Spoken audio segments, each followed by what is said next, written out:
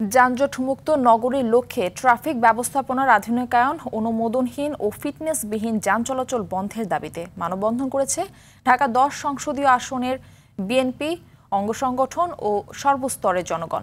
সকালে ধানমন্ডি ১৫ নম্বর রোড সংলগ্ন আলমাস সুপার শপের সামনে এই মানববন্ধন অনুষ্ঠিত হয়।